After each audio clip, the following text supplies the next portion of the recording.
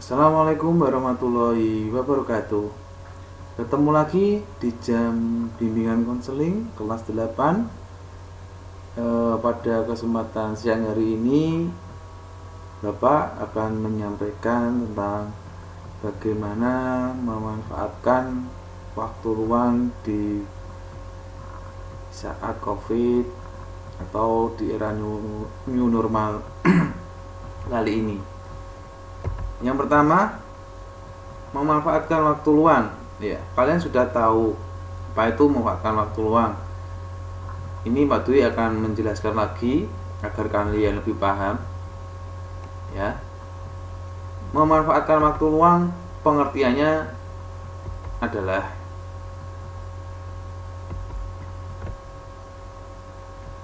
waktu luang atau free time adalah waktu di mana kita bisa melakukan hal yang kita suka atau waktu yang digunakan untuk belajar atau bekerja. Biasanya merujuk pada kegiatan santai atau kegiatan pilihan. Contohnya meditasi, membaca buku, olahraga, main gitar, berkemah, terus memancing, dan masih banyak lagi. Nah, ini Pak Dwi mengambil contoh gambar meditasi, terus membaca buku, bermain bola atau permainan, atau melihat perlombaan, dan main gitar. Ya, ini yang dinamakan meluangkan waktu luang. Selanjutnya, kalian pasti memiliki waktu luang, iya kan? Pasti kalian waktu sesibuk apapun semangatnya belajar, nah, itu harus ada jedanya. Waktu luang di sini yaitu memanfaatkan waktu luang kalian dengan kegiatan yang berguna, karena waktu sangat berharga. Sedikit mungkin kalian harus bisa memanfaatkan waktu kalian, itu sangat berharga. Contohnya kayak memanajemen waktu, terus memprogramkan tujuan kalian. Terus kalian bisa memilih kegiatan apa saja untuk mengisi waktu luang. Nah, banyak sekali nih saat waktu luang kalian bisa mengisi dengan kegiatan-kegiatan yang positif seperti tadi, kayak membantu lingkungan di sekitar rumah, terus membantu di saat di rumah, itu kan ada.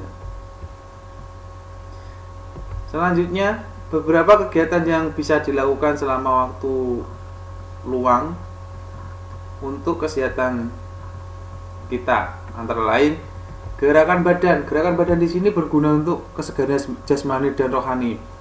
Tubuh seseorang itu bekerja sangat berat atau belajar tanpa bergerak akan mengakibatkan penyakit tertentu. Jadi kalau kita larut dalam bekerja yang berat atau belajar tanpa ada istirahat, maka mengakibatkan penyakit tertentu. Sebaiknya melakukan olahraga di waktu senggang. Contoh, kalau kalian saat pembelajaran online, di jeda-jeda istirahat itu kalian bisa keluar rumah, bisa menggerakkan badan kalian, terus bisa mencuci mata kalian melihat di lingkungan luar rumah kalian. Nah, itu biar mata kalian tidak pusing, mata kalian fresh lagi, kepala tidak pusing. Terus istirahat. Istirahat di sini yaitu mengurangi aktivitas otot, meringankan ketegangan pikiran, dan menetralkan rohani. Istirahat dapat dipenuhi dengan cara mendengarkan radio, melihat pertandingan atau perlombaan, tadi yang sudah membaca buku, ngobrol sama teman, ataupun dengan tiduran. Selanjutnya rekreasi. Ya, kita perlu rekreasi kan untuk menjernihkan pikiran kita, ya, menciptakan suasana yang baru untuk pikiran dan menyegarkan pikiran yang lagi kalut. Jadi kalau kita sudah rekreasi, refreshing, akan menyegarkan pikiran kita yang sedang kalut, akan menimbulkan efek-efek yang aura yang positif akan keluar. Contohnya kayak memancing tadi, berburu, berkemah, ataupun bisa naik ke gunung sama keluarga atau teman. Terus tidur. Ya, tidur di sini yaitu cara yang paling baik untuk mendapatkan istirahat. Sebaiknya tidur 8 jam. Ya. Jadi malam hari itu selama 8 jam lebih bagus. Gejala kurang tidur antara lain kelopak mata sayu, pucat, dan muka suram. Ini kebiasaan yang dilakukan oleh kita kita juga tidak menyadari bahwa tidur kita kadang berkurang karena kebanyakan main game sampai larut malam, tidak terkontrol ya sama orang tua. Kita juga tidak terkontrol bagaimana untuk memanajemen dengan gadget kita ya. Pak, kalau ada beberapa usaha untuk menghilangkan kesusahan tidur, ini sebenarnya sepele, gampang.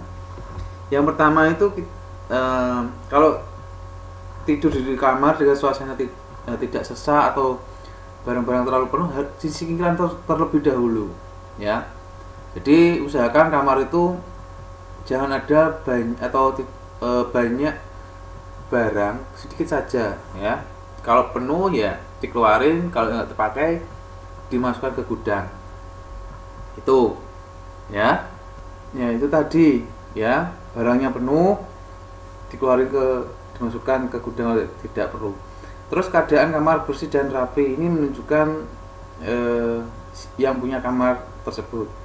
Kalau kalian bangun tidur kamarnya sudah dibersihkan, rapi atau disapu, dikasih pewangi, insya Allah yang menempati atau ada tamu mungkin akan berasa nyaman di kamar tersebut.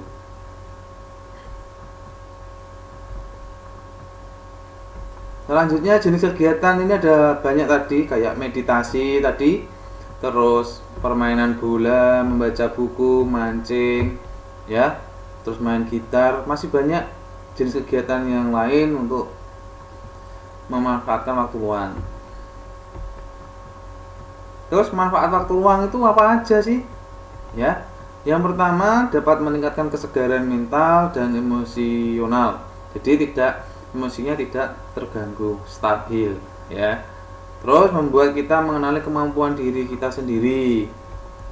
Yang nomor 3, beristirahat dari penat. Jadi kalau kita sudah capek saat belajar ataupun nanti kalian sudah bekerja, beristirahatlah. Kalau sudah waktunya istirahat, jangan digunakan untuk hal-hal yang lain.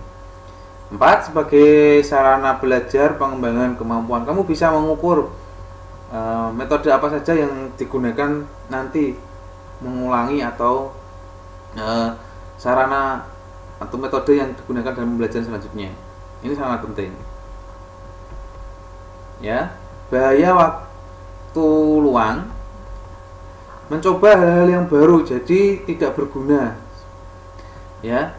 Kalau hal-hal yang baru secara positif nggak apa-apa, tapi kalau untuk cuma nongkrong main sama temen, habis pembelajaran online terus kita main nggak ada tujuan, itu nggak usah. Lupa waktu sehingga tidak produktif. Ini keluar rumah sampai jam berapa tidak terkontrol, pulangnya sampai sore, sampai malam, sampai tidak belajar ya. Itu dari bahaya waktu luang. Terima kasih telah melihat atau menyaksikan materi yang Pak disampaikan tentang waktu luang ya. Jangan lupa mengisi kehadiran, nanti Pak Dwi akan kirim link. Terus kalian jangan lupa kolom komentarnya, maksudnya di jurnal itu ada kamu habis ini ngapain sih, tentang tanggapan ini. Terus jangan lupa di like dan subscribe ya. Semoga ini bermanfaat untuk semuanya. Terima kasih. Assalamualaikum warahmatullahi wabarakatuh.